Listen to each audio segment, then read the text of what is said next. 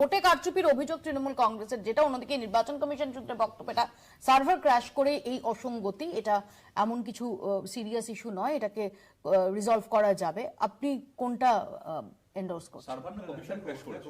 দেখো আমি এটা এর মধ্যে অপশন আছে। আমি তোমাকে পরিষ্কারভাবে যেটা বলতে পারি সেটা হলো যে ইলেকশন কমিশনের লাস্ট রাশটা তোমার মনে থাকতে পারে, মানে ইসিআই।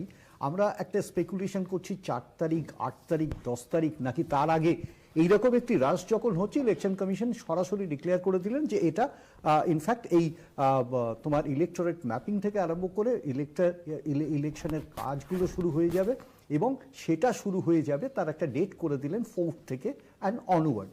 তার মধ্যে যে সিস্টেমটাকে অ্যারেঞ্জ করা ছিল সেটা হচ্ছে বিএলও থেকে আরম্ভ করে, বিএলএ তোমরা জানো, আমি এই প্রসঙ্গে আলোচনায় যাচ্ছি না, বাট ইন্টারেস্টিং ফ্যাক্টটা হচ্ছে যে এই যে স্ট্রাকচারাল ভূমিকাটা ইলেকশন কমিশনারের ছিল, অ্যাট দি সেম টাইম আমরা এটাও আশা করেছিলাম election commission would be prepared যে এন্টায়ার সেটটা যাতে কোনোভাবে কালমিনেশনে পৌঁছে না যায়। তোমার কথায় বা এখানে আলটিমেটলি যে এক্সপেরিয়েন্স সেটা হচ্ছে ক্র্যাশ।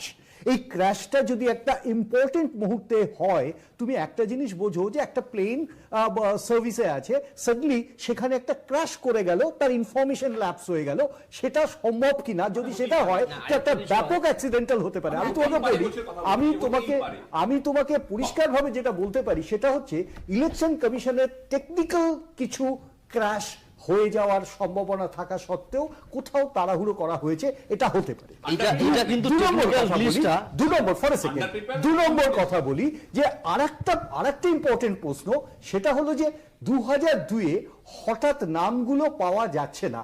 এই পাওয়া যাচ্ছে না, এর কারণটা কি ক্র্যাশ হতে পারে? মানে আমি তোমাকে বলি, তুমি অ্যাক্সেস পাচ্ছ না, ক্র্যাশ। কিন্তু তুমি যদি পার্টিকুলার কোনো জায়গাতে কিছু নাম না পাও, সেটা 100-150। চন্দনদা, আমরা তো দেখেছিলাম যে রাহুল গান্ধী তিনি এই এসআইআর নিয়ে প্রবলভাবে সরব হয়েছিলেন। বিহারে নির্বাচনের দোরগোড়ায় আমরা দাঁড়িয়ে রয়েছি, বিহারে এসআইআর প্রক্রিয়া সম্পন্ন হয়ে গেছে। সত্যি কি খুব বড় গেল করার মতো পরিস্থিতি কিছু তৈরি হয়েছে? না হলে বিজেপি যেটা বলছে, যদি তা না হয় তাহলে এরকম একটা ফিয়ার সাইকোসিস ক্রিয়েট করা, সেটার কি প্রয়োজন? একেবারে এটা ফিয়ার সাইকোসিস না। তুমি একটা জিনিস বোঝো, বিহারে যখন এসআইআর করা হয়, আমরা কয়েকটা টেকনিক্যাল প্রশ্ন করি, শুধু টেকনিক্যাল না, কিছু এথিক্যাল। একেবারে পোলবাউন্ড একটা স্টেটে এবং অত অল্প সময় এই যে এসআইআর করা হয়েছে, বিহারের নির্বাচন, তার রিফ্লেকশন যাই হোক, ঘটনাচক্রে এখনো পর্যন্ত যে সন্দিহানের ভূমিকা, এটা নিয়ে কোনো সন্দেহ নেই। এবং রাহুল গান্ধী সেটা বারবার বিভিন্ন তথ্য দিয়ে, কর্ণাটক, মহারাষ্ট্র এবং হরিয়ানা বিভিন্ন তথ্য দিয়ে সেটা প্রমাণ করেছেন, এবং তাকে একটা ফাইনাল ভোটার লিস্ট বিহারে রিলিজ হয়ে যাওয়ার পর তারপর কতজন মানুষ তাদের দেশ ছাড়তে হয়েছে তারা নাগরিক নয় বলে? না, সেই দেশ ছাড়ার প্রশ্নটা তুমি বাংলার সাথে যদি কম্পেয়ার করো না, একটু ডিফারেন্ট হবে। আমি তোমাকে কেন বলি, আমি এটাই বলতে চাইছিলাম যে দেখো, আসামে গতকালকে, মানে যেদিনকে ডিক্লেয়ার করা হলো, বলা হলো এনআরসি যেহেতু প্যানেল করা, সুতরাং ওখানে এসআইআর হচ্ছে না, অ্যাটলিস্ট ধরে রাখা যাক নির্বাচনের আগে হচ্ছেই না। এবং এনআরসি শব্দটার অর্থ কিন্তু ন্যাশনাল রেজিস্টার অফ সিটিজেনশিপ। এই সিটিজেনশিপকে তুমি আন্ডারলাইন করো।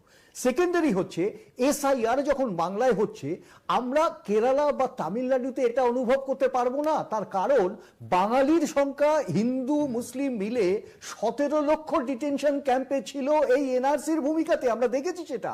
আর সেখানে বাংলার মানুষের কাছে নোটিশ আসছে বিভিন্ন সময় আসাম গভর্নমেন্টের কাছ থেকে, আসাম পুলিশের কাছ থেকে, এবং তারা রেড করছেন বিভিন্ন ক্ষেত্রে। আজকে